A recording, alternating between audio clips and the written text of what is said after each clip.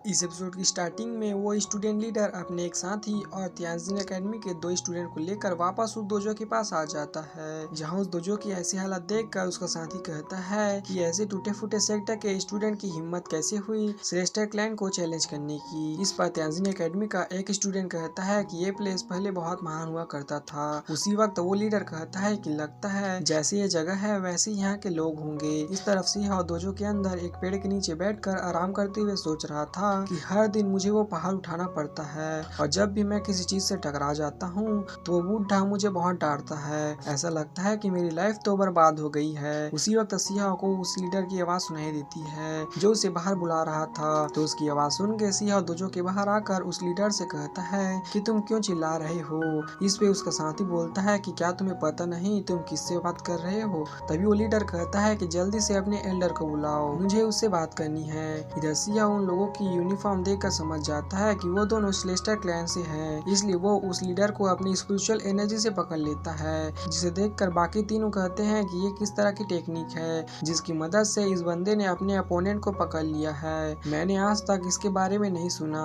उसी वक्त सिया उस लीडर के पास आकर उससे कहता है कि अगली बार से जो भी बोलना सोच समझ के बोलना। अब ये बोल के सिया उस लीडर को पटक पटक के मारने लगता है, जिसके बाद वो कहता है कि मैंने पहले से ही कहा था कि अगर कोई भी सेलेस्टर क्लैन का बंदा यहाँ आया तो मेरे से पीटे बिना यहाँ से नहीं जाएगा। अब सिहा उन तीनों से पूछता है कि क्या तुम इसके साथ हो। ये सुन के वो तीनों बंदे डर के मारे कहते हैं कि नहीं नहीं, हम तो इससे जानते ही नहीं हैं, हम तो बस ये दोजो देखने के लिए आए थे। तो सिहा उस लीडर से उसका नाम पूछता है, इस पे वो लीडर कहता है कि मेरा नाम कुन है और मैं सेलेस्टर क्लैन के यंग जनरेशन के 6 हीरो में से एक हूँ। ये सुन के सिहा को याद आता है कि जिया सेलेस्टर क्लैन के हीरो में से एक है, लेकिन इधर सिहा के कुछ न बोलने पर उस लीडर को लगता है कि सिहा उससे डर गया, इसलिए वो बोलता है कि तूने बहुत बड़ी गलती कर दी, अब इसे सुधारने का भी समय जा चुका है। अब वो लीडर वापस अपने आप को हील कर लेता है। तभी वो साथ ही धीरे से बोलता है कि इस विकार से डोजो के स्टूडेंट ने सेलेस्टर क्लैन के कोई स्टूडेंट को परेशान किया है। अगर ये हेवनली डेटी के सेक्ट मास्टर को पता लग गई तो वो इसका पूरा क्लैन खत्म कर सकता है। इस तरफ वो लीडर कुछ और ही सोच रहा था, क्योंकि जिया ने उसके 6 हीरो की जगह ले लिया था, जिसके कारण वो अब 6 हीरो नहीं था। लेकिन उसने ये बात किसी को नहीं बताई थी और इसी वजह से वो क्लैन से भी मदद नहीं मांग सकता था,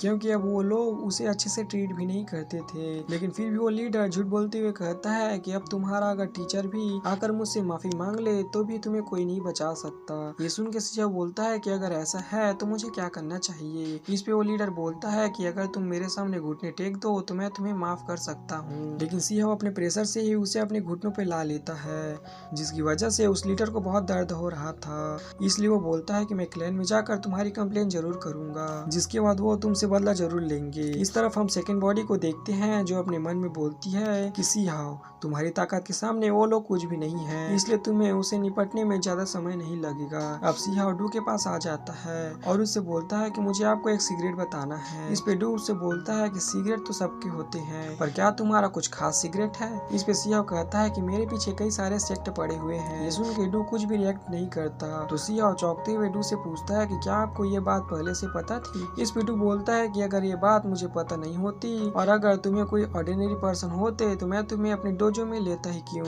ये सुन के सिहाओ बोलता है कि अगर आपको सब कुछ पता ही है तो मुझे घबराने की कोई जरूरत नहीं है। इसके बाद सिहाओ कहता है कि मैं यहाँ के आसपास के सेलेस्टर क्लैन के एरिया को तबाह करना चाहता हूँ, क्या इससे कुछ प्रॉब्लम हो सकती है। इस पर डू उसे ऐसा करने की परमिशन दे देता है। तो सिहाओ वहाँ से जाने लगता है, लेकिन तभी डू उसे रोकते हुए सेलेस्टर क्लैन के एरिया का मैप दे देता है। तो उस मैप को लेकर सिहाओ सेलेस्टर क्लैन के एक माइंड में आ जाता है, लेकिन सिहाओ देखता है कि वहाँ तो बहुत सारे गार्ड और कल्टीवेटर हैं। मैप के अनुसार वहाँ तो कोई नहीं होना चाहिए था। तो इस बात का पता लगाने के लिए सिहाओ अपनी डबल पीपल आई का इस्तेमाल करके उन सभी में से 2 कल्टीवेटर की बात सुनता है, जो आपस में किसी स्टोन के बारे में बात कर रहे थे जो हाल ही में सेलेस्टर क्लैन को मिला था। लेकिन इसके बारे में बाकी क्लैंस को भी अभी तक नहीं पता चला था और उसी स्टोन को प्रोटेक्ट करने के लिए वहाँ बहुत सारे गार्ड और कल्टीवेटर थे। साथ ही वो कल्टीवेटर सेलेस्टर क्लैन के हेवनली डेटी का वेट कर रहे थे, क्योंकि उनके बिना ये स्टोन क्लैन तक नहीं पहुँचाया जा सकता। तब स्टोन की जानकारी मिलने के बाद सिहाओ सब कुछ समझ जाता है और सोचता है कि अगर मैं उस स्टोन को चुरा लूं तो ये सेलेस्टर क्लैन के माइंड डिस्ट्रॉय करने में भी अच्छा काम होगा। अब सिहाओ वही इंतजार करने लगता है, जहाँ कुछ देर बाद वो बाहर घूम रहे कल्टीवेटर दूसरी जगह राउंड लगाने जाते हैं। तो सिहाओ गार्ड की नजरों से बचते हुए अपनी लाइटनिंग स्पीड की मदद से माइंड के अंदर चला जाता है और स्टोन को माइंड डिवाइन के अंदर ढूंढने लगता है। तभी सियाओ एक जगह से बहुत तेज रोशनी आती हुई दिखाई देती है, तो सियाओ जल्दी से वहाँ से भाग जाता है क्योंकि उस स्टोन के पास 2 कल्टीवेटर थे। तो उन्हें देखकर सियाओ सोचता है कि मुझे इन दोनों को कहीं और भेजना होगा।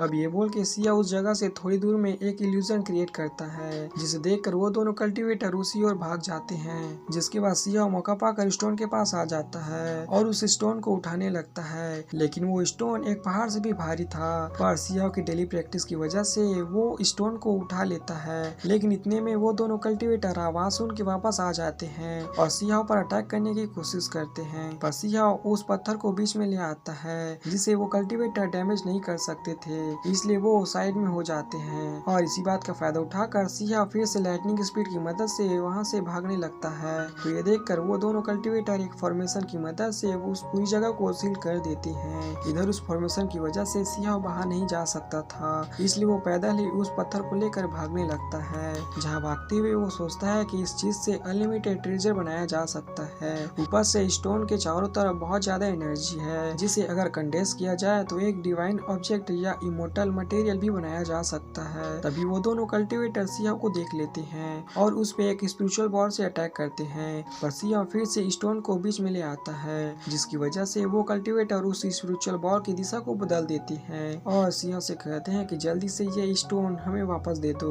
वरना तुम्हारी 100 लाइफ भी इसका कर्ज चुकाने में पूरी नहीं पड़ेगी। लेकिन सियाओ नहीं रुकता, तो वो दोनों कल्टीवेटर उसे चैन से पकड़ने की कोशिश करते हैं, पर सियाओ उससे भी बच जाता है। उसी वक्त वहाँ पर बाहर वाले कल्टीवेटर भी आ जाते हैं, जिसके बाद वो चारों मिल के सियाओ को घेर लेते हैं। तभी उनमें से एक बोलता है कि ये लड़का कौन से सेक्टर का है जिसने यहाँ घुसने की हिम्मत की। अब वो चारों मिल के हर डायरेक्शन से चैन बना के सियाओ को पकड़ने की कोशिश करते हैं, पर सियाओ इधर उधर भागे जा रहा था। तभी वो मौका पाके एक छोटे से रास्ते से वहाँ से निकल जाता है, लेकिन वहाँ से निकलने की वजह से वो स्टोन छत से टकरा कर टूट रहा था। तो ये देख के वो कल्टीवेटर सियाओ का पीछा करते हुए बोलते हैं कि कितने प्रेशियस ट्रेजर को बर्बाद करना बंद करो, जल्दी से ये स्टोन हमारे हवाले कर दो। लेकिन सियाओ नहीं रुकता, क्योंकि वो लगभग एग्जिट तक पहुंच गया था, पर वहाँ पर भी फॉर्मेशन बनी थी जो उसे बाहर नहीं जाने देती। तभी वहाँ वो चारों कल्टीवेटर भी आ जाते हैं, जिसके बाद वो सियाओ को मारने के लिए अपनी पावर का इस्तेमाल करते हैं और उस पर एक पावरफुल स्पिरिचुअल बॉल से अटैक करते हैं। लेकिन सियाओ को पहले मिला हुआ तालिस्मान उसे बचा लेता है। साथ ही उस ब्लास्टर की वजह से वहाँ बनी फॉर्मेशन भी टूट जाती है। तो सियाओ वहाँ से आगे जाने लगता है। जहाँ जाते हुए वो सोचता है कि अगर मेरे पास ये पेपर नहीं होते